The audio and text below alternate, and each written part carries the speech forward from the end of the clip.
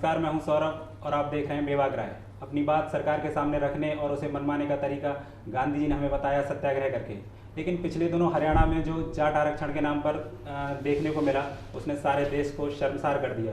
करोड़ों की संपत्ति का नुकसान हुआ, लोगों के घर, मकान, दुकान सब जला दिए गए। जरा सोचिए, एक आदमी अपनी ज़िंदगी भर की कमाई से घर खरीदता है और अपनी बची हुई ज़िंदगी सुकून से और चैन से गुजार सके, लेकिन कुछ लोग आते हैं भीड़ की शक्ल में और उसके घर को आग के हवाले कर देते हैं। इस बात के लिए वो किसे दोषी ठहराए?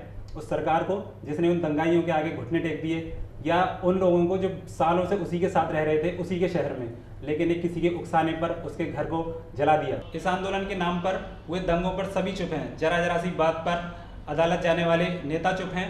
देशभक्ति के नाम पर पत्रकारों की पिटाई करने वाले वकील चुप हैं। किसी को देशद्रोही साबित कर चीख चीख कर साबित करने वाले न्यूज एंकर चुप हैं। सरकार चुप है, विपक्ष चुप है। इसी चुप्पी और खामोशी पर हम आज बात करेंगे। हमारे साथ खास मेहमान हैं सुमित जी, जो कि एक स्वतंत्र पत्रकार और समाज सेवक हैं, और प्रशांत जी, जो कि बीजेपी और आरएसएस के समर्थक हैं। जिस तरह से दंगे हुए या आंदोलन हुआ, तो आप इसे क्या मानते हैं? ये दंगा था या आंदोलन था सर? सबसे पहले हम सब ने ये डिफाइन करना होगा कि आंदोलन मीन्स क्या और दंगा मीन्स क्या। जी। जैसा गांधी जी ने कहा था वो आंदोलन, या आप आंदोलन का नए बदलते दौर में आंदोलन का स्वरूप आप बदलना चाहते हैं। अगर आप तोड़फोड़ को आंदोलन कहते हैं तब तो ये आंदोलन ही था। आगाजनी लूटपाट को अगर आप ये आंदोलन कहते हैं तब तो ये आंदोलन ही था। समाज को समाज के खिलाफ खड़ा कर देना अगर आप आंदोलन कहते हैं तो ये आंदोलन था, और समाज को समाज के लिए ही लूटने के लिए खुला छोड़ देना आंदोलन कहते हैं तब तो ये आंदोलन था। लेकिन अगर आपकी परिभाषा में आंदोलन कुछ और है, अगर परिभाषा में स्वतंत्रता आंदोलन में गांधी जी का मूवमेंट और मॉडर्न टाइम में जयप्रकाश नारायण और उसके बाद हाल के दिनों में अन्ना का मूवमेंट्स, इसको आप आंदोलन कहते हैं। सरकार समझने में पूरी तरह विफल रही है कि किस तरह का आंदोलन। सारी जिम्मेवारी सरकार की क्यों, समाज की क्यों नहीं? सरकार में जो लोग जाते हैं, मूवमेंट्स में जो लोग जाते हैं, जो मूवमेंट्स के लीडर होते हैं, वो अमेरिका या अफ्रीका से आए हुए लोग तो होते नहीं है। जाट मूवमेंट में नहीं, जाट मूवमेंट में खड़े लोग भी जाट थे और जिनकी दुकानें लूटी गई वो भी जाट थे। ठीक बात है, ठीक बात है, लेकिन सरकार चुन के हमारी जिम्मेवारी खत्म हो जाती है, ऐसा नहीं है। मैं आपको एक उदाहरण देता हूँ। जब शिवाजी की मृत्यु हो गई उसके बाद भी मराठा साम्राज्य 160 साल तक संघर्ष करता रहा बिना नेता के। क्यों? क्योंकि समाज जागरूक था। हमको हमेशा हर बात पे नेता की क्यों, हम अपने ठेकेदार किसी को क्यों मना देते हैं? अपनी ठेकेदारी किसी को देनी जरूरी है क्या?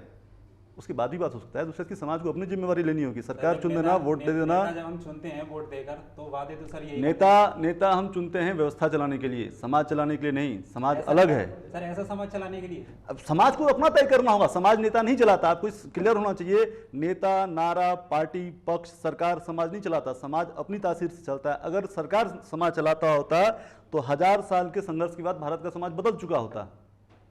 भारत में भारत की परंपराएं खत्म हो चुकी होती, क्योंकि सरकार बदलती रही है। यहाँ पे पिछले 250 साल में तो सबसे ज्यादा संघर्ष हुआ सरकारों का। सर, जब भी अनशन होता, इसीलिए समाज की अपनी जिम्मेवारी है, समाज का अपना स्वरूप है, उसको समझना होगा। समाज के डायमेंशंस को, समाज की रिस्पॉन्सिबिलिटी को समाज को समझाना होगा और समझना होगा। के नाम पर सर ये आंदोलन होता है ना, तो सरकार चुप रहती है। सर, कोर्ट को बोलना पड़ता है हमेशा।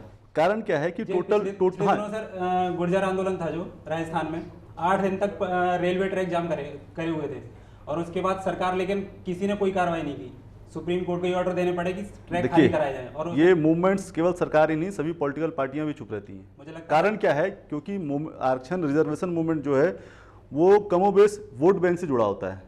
अगर आप सपोज किए कि आप किसी पॉलिटिकल पार्टी के हैं और आपने अगर जाट मूवमेंट को अपोज किया कि नहीं ये मूवमेंट गलत है, यहाँ पे हरियाणा में जाट जो हैं वो आगे हैं, IAS ऑफिसर्स हैं, डॉक्टर्स हैं, इंजीनियर्स हैं, बिजनेसमैन हैं, अच्छे पैसे वाले हैं, और शायद इकोनॉमिक डायमेंशंस में हर जगह वो हैं, और इसलिए इनकी मांग गलत है, इसको नहीं। आपको कितना नुकसान होगा पॉलिटिकली? तो आप पॉलिटिकल लॉस सहने के लिए तैयार हैं? आज पॉलिटिकल पावर, ये तो मानेंगे सरकार से चूक तो हुई है। सरकार से क्यों, समाज से क्यों नहीं चूक हुई? सर, जिम्मेदारी समाज नहीं, समाज की ज्यादा जिम्मेवारी सरकार की अपेक्षा। सरकार बदलती है, समाज नहीं बदलता है। सरकार में लोग बदलते हैं, समाज नहीं बदलता है। सरकार हम इसीलिए चुनते हैं कि हमारी सुरक्षा की जिम्मेदारी दे। हाँ, ये बात ठीक है, लेकिन ठीक बात है, अगर घर, मकान, दुकान, सारी चीज जल गई, उन्हें क्या मिलेगा? मुआवजा मिलेगा? अगर 4-5 लाख से कोई अपनी जिंदगी दोबारा शुरू कर सकता है? ये भी कहना नहीं है। मैं आपकी बात से थोड़ा सा ज़्यादा समझता हूँ कि सरकार से ज़्यादा दुकान, अगर मैं अपने घर में लूटपाट करूं तो इसके लिए मैं पुलिस थाने को दोषी दूं कि भाई तुम सही टाइम पे, रात में मेरे परिवार में सब सोए हुए हैं, मैं अपने घर की गहनों को चुरा लूं, और उसके बाद मैं, मेरे माँ बाप या जो भी मेरे रिश्तेदार आ रहे हैं वो कहेंगे पुलिस थाने ने, यहाँ का जो थानेदार है वो निकम्मा है, इसलिए इसके घर में चोरी। ऐसा होता है क्या? ऐसा नहीं होता। समाज, हम सब एक समाज हैं, पूरा समाज एक रिस्पॉन्सिबिलिटी, एक फैमिली की तरह है। उसके डायमेंशन को आप यहाँ के सोसाइटी को अमेरिका के सोसाइटी से नहीं देख सकते हैं। आपको मैं एक उदाहरण देखता हूँ। भारत की हाँ, देख रहे हैं सर, क्योंकि जिस ढंग से आप सरकार को ब्लेम कर रहे हैं, ये अमेरिका में चलता है, ये यूरोप में चलता है, क्योंकि वहाँ का सोसाइटी जो है वो कॉन्ट्रैक्ट बेस्ड सोसाइटी है। लेकिन भारत में सोसाइटी जो है वो रिलेशन बेस्ड सोसाइटी है, इसलिए इसका तासीर अलग है, तेवर अलग है। इसको आप वहाँ से सुमित जी आपसे समझते हैं कि ये सर एक आंदोलन था या दंगा था, आपकी नज़र में ये क्या है? मेरी नज़र में ये एक बीमार मानसिकता थी और उसकी वजह से दंगा हुआ था। जो आगजनी हुई है, लूटपाट हुई है, ये लोग कहाँ से आते हैं सर? वो कह रहे हैं कि तो हमारे समुदाय के नहीं है, आपके और जाट लोग भी कह रहे हैं और वो सैनी भी कह रहे हैं। आपके और नहीं, तो जिसने मूवमेंट शुरू किया, जिसने मूवमेंट शुरू किया होगा, ये इसकी रिस्पॉन्सिबिलिटी है ना। एक तरफ तो देखने को आया कि भिवानी में जहाँ पर ट्रक वालों को रोका गया, नहीं उसमें एक क्या देखो, उसमें एक डायमेंशन आपको ये भी एक बात ये भी देखनी होगी, उसका एक पहलू कि जहाँ पर भिवानी में ट्रक ड्राइवरों को वहीं के जाट खाना खिला रहे थे, सोने के लिए बिस्तर दे रहे थे, दूध पिला रहे थे, आराम करने के लिए कह रहे थे, अब मूवमेंट है हमारा, रुकिए आप, आपको रुकना चाहिए। वहीं पर रोहतक में वो लूटपाट कर रहे थे, तो रिस्पॉन्सिबिलिटी किसकी? आप काम शुरू कर। मैं तभी जाति के ऊपर आ ही नहीं रहा, मैं जाति की बात ही नहीं कर रहा, मैं वो करना ही नहीं चाहता, करूँगा आगे वो बात भी करूँगा, लेकिन मैं पहले समाज की बात कर रहा हूँ, ये अपनी सोच की बात कर रहा हूँ। जो इन्होंने कहा, प्रशांत जी ने कहा, वो बिल्कुल ठीक कहा कि आपके और आप अपने घर में ही चोरी करते हो क्या? आप अपने घर में क्यों, आपने क्यों नहीं अपनी गाड़ी फूंकी? आपने क्यों नहीं अपने ही घर में आग लगाई कि मुझे आरक्षण दो? आपको अगर कोई चीज़ चाहिए होती है, आपको जाट आरक्षण था, जाट आरक्षण का आंदोलन था, उसके जो नेता थे अभिमन्यु, उनका घर में भी आग लगा दी सर। नहीं, वो जाट नेता नहीं थे, वो तो भाजपा के नेता थे। सुनिए, कैप्टन अभिमन्यु जो थे वो भाजपा के नेता थे, वो खुद भी जाट हैं और उनके घर को ही आग लगा दिया गया। अब ये पॉलिटिकली, अब ये राजनीतिक प्रेरित है या क्या है, समझना होगा इसके। सुनिए, बयान आते हैं कि सरकार तैयार थी जाटों को आरक्षण देने के लिए, ठीक है, उसके जब सरकार तैयार थी तो आपकी बात मान ली गई, वहां पे मुद्दा खत्म हो जाना चाहिए, वहाँ सब चीज़ उसके बाद अगजनी क्यों हुई, उसके बाद लूटपाट क्यों हुई, उसके बाद मूर्थल, वो चीज़ें मूर्थल तक क्यों आ गई, वहाँ पे गैंगरेप क्यों हुए और 35,000 करोड़ का नुकसान हुआ है। तो अभी उसे कंपेयर किया जाता है 26/11 से, जहाँ पे 400 करोड़ का नुकसान हुआ था। अब मुझे आप ये बता दो कि कौन मेरी कंट्री के लिए ज़्यादा नुकसानदेह है? क्या वो आतंकवादी नुकसानदेह है जो कसाब था, अजमल कसाब था, उसके साथी थे, वो नुकसानदेह हैं, या मेरे घर में बैठे हुए जो भक्षक हैं वो नुकसानदेह है? मैं एक छोटा सा बात पूछता हूँ, जिन्होंने जो नारे लगाते हैं, जो जेएनयू के बाहर जाके आरएसएस के और बीजेपी, उन्हें अब भी लगाने चाहिए, अपनी सरकार के खिलाफ लगाने चाहिए अब तो सर, कि आप फेल हैं पूरी तरह से। ठीक है, आपकी बात मैं मान भी लेता हूं, तो मुझे एक बात इसमें ये समझाइए कि ये सारे का सारा मूवमेंट जो है वो गुजरात में हुआ, पटेल आंदोलन हरियाणा में हुआ, जाट मूवमेंट, ये बीजेपी शासित राज्यों में क्यों हो रहा है? बिहार में क्यों नहीं हो रहा? उत्तर प्रदेश में क्यों नहीं हो रहा? जहां पर बीजेपी शासन नहीं है वहां पर क्यों नहीं हो रहा है? और क्या ये केवल मूवमेंट है? क्या ये किसी एक विषय को लेकर सोशल मूवमेंट है, पॉलिटिकल मूवमेंट है? मुझे कुछ नहीं लगता। लेकिन देखने का एक पहलू, आप इतने सारे पहलुओं पर देख रहे हैं, इतनी सारी बात कह रहे हैं, तो ये पहलू आप क्यों छोड़ रहे हैं? आपको ये भी देखना होगा। दूसरी बात की, मूवमेंट था तो मूवमेंट कैसा मूवमेंट होना चाहिए? क्या गांधी के देश में, अंबेडकर के देश में? पहलू की बात है तो पीछे न्यूज़ आई कि जो हरियाणा के एक्स सीएम थे हुड्डा जी, उनके किसी समर्थक की, कप्तान की और किसी और आदमी के साथ में बात हो रही थी। उन्होंने कहा वहाँ सचिव सेक्रेटरी हैं, प्रोफेसर हुड्डा जी का भी एक ऑडियो सामने प्रोफेसर हैं, उनका भी आया, उनका भी हुड्डा जी का भी ऑडियो, आप ही कह रहे हैं, आप ही जांच चल रही है, तो अभी जांच चल रही है और एटलीस्ट कहीं ना कहीं तो शक की सुई घूमती है ना वहाँ पर भी। आप ये थोड़ी ना कह सकते हैं कि वो पाक साफ हैं। और जब आप पिछले 6 महीने से, साल भर से एक ट्रेंड देख रहे हैं कि किस तरीके से हर जगह जहाँ पे भी कहीं पे इलेक्शन होने वाला होता है देश में, उससे पहले कोई ना कोई एक इशू है ना 2 महीने पहले उठ जाता है, उससे 2 महीने पहले कोई ना कोई इशू उठ जाता है, उस पे लेके सरकार को घेर लिया जाता है। आज शायद ये यूपी के इलेक्शन की, मेरे ख्याल से ऐसा ही लगता था, उसी की सुबुगाहट है कि यहाँ पे सरकार को घेर लो, वहाँ पे कमजोर कर दो, फिर जीत जाएंगे सर। यहाँ पे मैं फिर स्मृति ईरानी को कोट करूँगा, सत्ता तो इंदिरा गांधी ने भी खोई थी। राजीव गांधी ने ये कहा था क्या कि वो देश विरोधियों का साथ दिया था? किसी ने देश के खिलाफ उस वक्त नारे लगाए थे? नहीं लगाए थे। दैट वाज एन ऑटोक्रेटी, वो हिटलर टाइप शासन था। उस वक्त जो भी अखबार कंट्री के खिलाफ लिखता था या सरकार के खिलाफ लिखता था, एक्चुअली सरकार के खिलाफ लिखता था, उसको बंद कर दिया। अभी फ्रांस में प्रेसिडेंट रूल लागू कर दिया जब फ्रांस में अटैक हुआ, लेकिन क्या वो इमरजेंसी जो थी, उस इमरजेंसी में क्या लोगों को पीटा गया?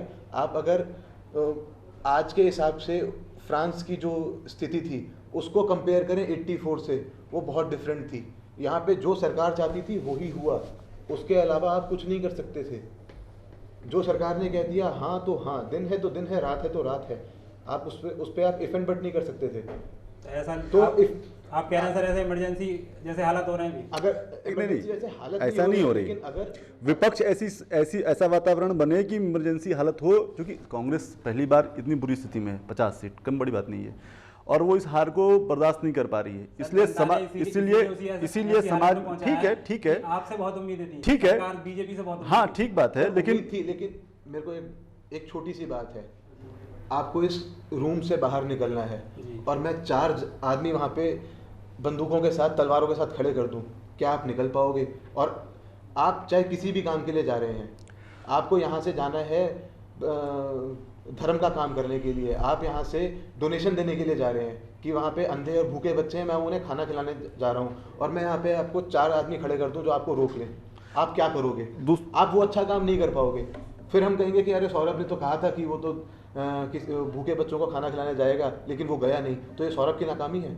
पे बहुत लंबी बहस हो सकती है, लेकिन हमारे पास समय की थोड़ी कमी है, इसलिए हम इसे खत्म कर रहे हैं सर। कुछ दोस्त, मैं आपको एक चीज़ और बता देता हूँ, तो भी मेरे कुछ जानकार हैं जो वहाँ रहते हैं, व्यापारी लोग हैं, वो यहाँ पे आके बताते हैं बाकायदा रजिस्टर्स मेंटेन थे। 33 नंबर की दुकान जाट की है, मत जलाना, 34-35 जला दो, 36 नंबर की दुकान जाट की है, मत जलाओ। एक स्कूल तो था वो जला दिया गया पूरा, उसमें 39 बसें थी, 39 बसों में से 4 बसें ढूंढ के निकाली गई कि ये एक जाट की बसें हैं, इनको बाहर निकाल लो, बाकी की बसें किसी पंजाबी की हैं, इन्हें जला दो। आपने बसें जला दी, आपने स्कूल जला दिया, चलो मैं कहता हूँ आपने दुकानें जला दी, आपने घर आपने दुकानें जला दी, आपने घर जला दिए, कोई बात नहीं, एक बार को कहते हैं कोई बात नहीं, आपने स्कूल तो जला दिया। आप वैसे कहते हो हमें पढ़ाई के लिए आरक्षण दो, आपने अपने बच्चों का भविष्य जला दिया। आज पाकिस्तान में आतंकवादियों ने हमला किया एक इंस्टीट्यूशन पे, तब हम लोग फेसबुक पे बढ़ चढ़ के आ रहे थे कि पाकिस्तान में ये हो गया, पाकिस्तान में आज आप यहाँ पे बोल रहे हो कि आपने स्कूल जला दिया। ठीक है, लेकिन पाकिस्तान के मूवमेंट से इसको कंपेयर नहीं करना चाहिए। पाकिस्तान के साथ क्या दे रहे हो? ये हमारा इंटरनल प्रॉब्लम है, इसको पाकिस्तान के साथ कंपेयर नहीं करना चाहिए। स्कूल जलने के ऊपर बात तो भी अगर हमको देखें भी टोटलिटी में, अगर हम देखें कि अब क्या मूवमेंट हुआ, लॉस हुआ, एक लंबी बहस चली, अब हमको करना तो करना क्या चाहिए?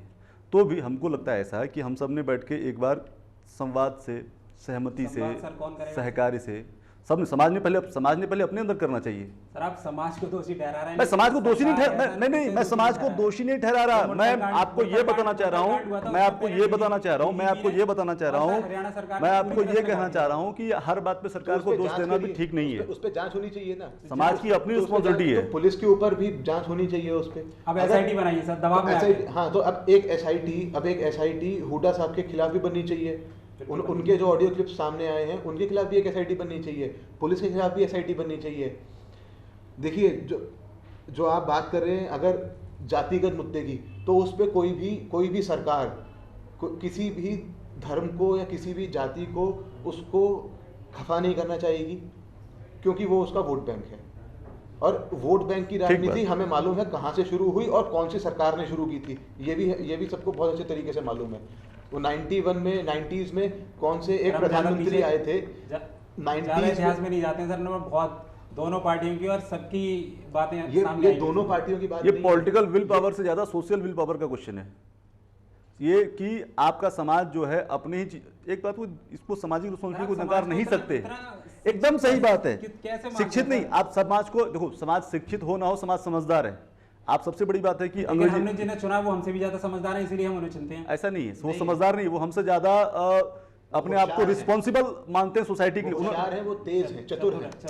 उन्होंने समाज के लिए काम करने के लिए वो आगे आए, इसलिए हम उनको चुनते हैं। हम किसी सबोच गुरु की किसी स्मगलर को क्यों नहीं चुन देते? कोई चुने जाते हैं, वो आगे आते हैं इसलिए चुने जाते हैं। किसी जेल में बंद व्यक्ति को उठा के हमको नहीं एमपी बना देते हैं। सारी पार्टी जेल से चुनाव लड़ते हैं लोग, हम क्यों, सोसाइटी क्यों नहीं उठा के करती है? पार्टीज करती है ना। मेरा कहने का क्या मतलब समझ नहीं रहे। मैं आपको ये समझाना चाह रहा हूँ कि हर बात पे अगर आप समाज को दोष सरकार को दोष देंगे तो एक दिन ऐसी स्थिति आएगी, और आज भी वो स्थिति है कि समाज अपनी रिस्पॉन्सिबिलिटी को भूल जाएगा। As a citizen, as a भारतीय सोसाइटी, हमारी अपनी भी कुछ रिस्पॉन्सिबिलिटी है, उसको हम नकार नहीं सकते, बाकी सब उसको एक्सेप्ट करना होगा। पीछे भी उसको अगर आप आंदोलन चलते रहे हैं, हाँ? पीछे भी जाट आंदोलन चलते रहे हैं, ट्रैक्स पे बैठ गए, चक्के जाम कर दिए। अगजनी तो कभी नहीं की थी, ये अभी क्यों हो रहा है? आपने 10 साल पहले क्यों नहीं किया? आपने 5 साल पहले क्यों नहीं किया? उसके ऊपर अगर आप पीछे, सरकार को अब तो और तैयार रहना पड़ेगा। अगर आप थोड़ा सा और पीछे जाएंगे तो सुप्रीम कोर्ट ने उन्हें ये कहा था, सरकार से ज्यादा समाज ने इस बात की चिंता करनी चाहिए। सुप्रीम कोर्ट ने कहा था कि आप पजेरो में पॉलिटिकल पार्टीज आएगी चली जाएगी आंदोलन करने के लिए, आरक्षण मांगने के लिए। पजेरो गाड़ी 30 लाख रुपए से ऊपर की आती है मेरे ख्याल से। आप पजेरो में आके आप कहते हो कि मेरे को आरक्षण दे दो, तो आपको आरक्षण की जरूरत नहीं है। सॉरी, नहीं, मेरा ये कहना है कि सरकार तो हक छीन के, आप अगर सिर्फ आप ही के बच्चे नहीं है, बाकी समाज भी है। आज पंडित खड़े हो जाएंगे, अभी उसके बाद राजपूतों की आवाज शुरू हो गई, कल गुर्जर शुरू हो जाएंगे। अगर आप पीछे देखें, अगर आप थोड़ा सा भी पीछे देखें तो जाट जो वर्ग है वो पिछड़ा वर्ग नहीं है, कभी भी नहीं रहा। वो हमेशा जमींदार थे। जो पिछड़ा वर्ग था वो गुर्जर था, और गुर्जर की और जाटों की शुरू से लड़ाई रही है। तो ये एक ईगो है कि गुर्जरों को आरक्षण क्यों मिल गया, मुझे क्यों नहीं मिला, जाटों को भी आरक्षण मिलना चाहिए। सर, हमें इस बहस को यहीं पे विराम देना पड़ेगा सर, और समय की कमी है। और बहुत बहुत धन्यवाद सुमित जी आपका हमारे कार्यक्रम में आए, और निशान जी आपका भी। आंदोलन और दंगों में फर्क सरकार को और जनता को भी समझना होगा। ये कौन सी मानसिकता होती है जिसमें हम दंगों में अपने आसपास के लोगों को ही मार देते हैं और उनके घरों को आग लगा देते हैं? ऐसा क्या हो जाता है उस समय कि हम एक दूसरे के दुश्मन बन जाते हैं? कभी एक बात गोविंदाचार्य ने कही थी कि देश बचेगा तो मिटेगा कौन, और देश मिटेगा तो बचेगा कौन। इसी बात के साथ मैं अपना आज का कार्यक्रम खत्म करता हूँ। फिर मिलेंगे आपसे एक नए मुद्दे के साथ। तब तक आप देखते रहिए बेबाक राय।